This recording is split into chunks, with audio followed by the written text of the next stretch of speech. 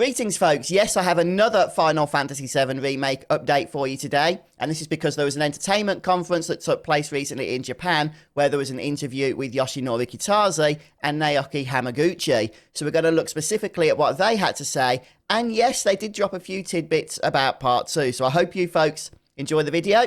Let's get to it. So we're going to get into some of the interview here, and then we'll look at the context that Audrey shares with us on Twitter. Audrey, if you don't know, does most of this translation work when it comes to these kinds of interviews, so all credit to Audrey for that.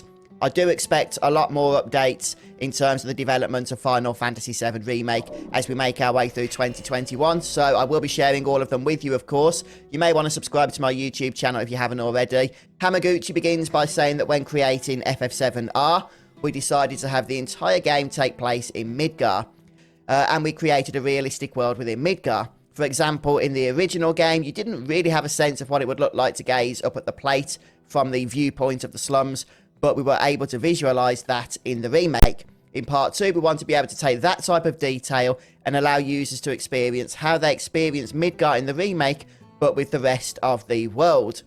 Yeah, you know, as I've been saying for some time, as many of you folks have been saying, Part 1, if we're still calling it that, is really the remake in terms of this is what fans have been asking for. And then Part 2 is going to continue on from Part 1, so it is all going to feel like one big project by the time it's finished. But perhaps they're going to take a little bit more freedom in where they take things. And then Hino, this is the person that's doing the interview, says, "You are referring to the world outside of Midgar, right?" Hamaguchi responds, "That's correct. Unfortunately, that's all I can reveal about Part 2 right now." And then Kitase chimes in, "Those who have played the original game probably know what happens in the story and are curious as to what will happen now. But we don't exactly know where things are going to go because it seems that they are taking a slight divergence, maybe a major divergence, we'll have to wait and see, with where the original game went." So then, however, because they know the story, this gives us the opportunity to deliver them something that they expect that allows them to think, oh, so this is what actually happened. Yet also show them something that not only surprises, but also goes beyond their expectations. Because we have the original game already, if we can express these elements, well, it can turn into something that users can definitely look forward to. In other words, they are going to be making changes to the original story. They have already, of course, with the game that we already have.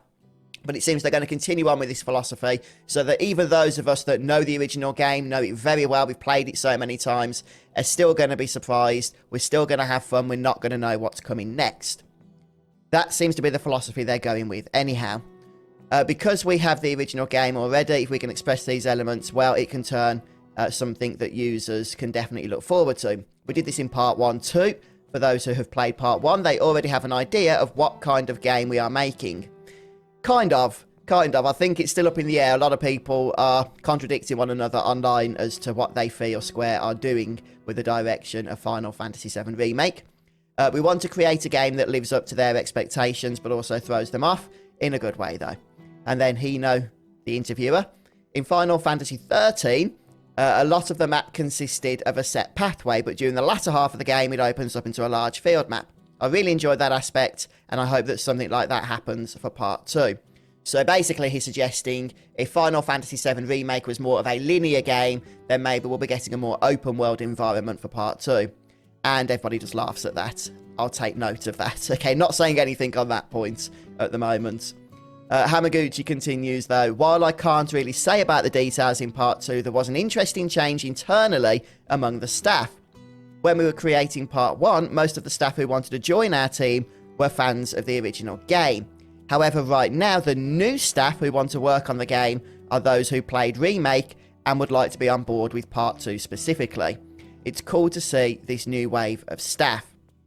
Okay, so yeah, it sounds like they're getting a whole bunch of additional members of the development team here as they continue to push Part 2 through that full development cycle. It's not just the people that were working on Part 1. And then Hino asks, for those who like the original game, do they have any specific thoughts on development? And a word pops into Hamaguchi's mind. It is action battle. They experience a new type of action battle system and they want to contribute to the system too. What I find interesting here, I'll just interrupt to say, and I did enjoy the combat system in Final Fantasy VII Remake, but it is radically different to what we had in the original game. But what I find interesting in Hamaguchi's response is that apparently the fans on the development team, or the fans of the original game on the development team, their focus going into part 2 is on the new stuff. That's what they want to see more of. So yeah, that's kind of interesting. Hino asks, so perhaps those staff's thoughts might help evolve the action battle system.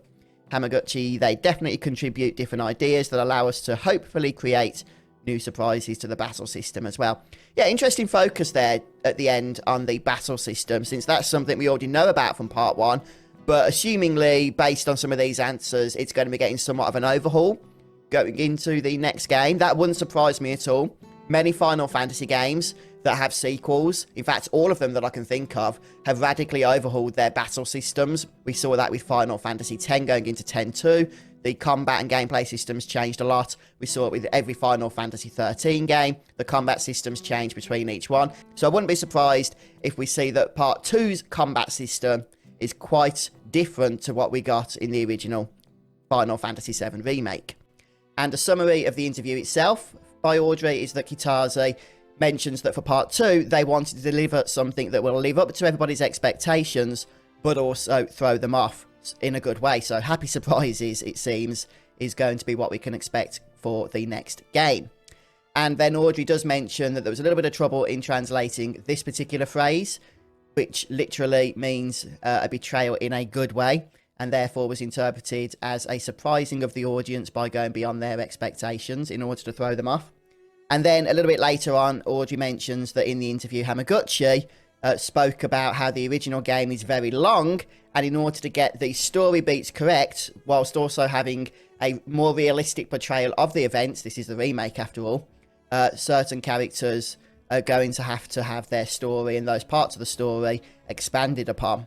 And Audrey actually interprets that, interestingly, as thinking that Part 2 is probably going to cover a shorter portion of the original game events. Not necessarily that the game is going to be shorter, but that the specific aspect of the story that's being covered is going to be a much more narrow aspect of the plot than what we might initially think.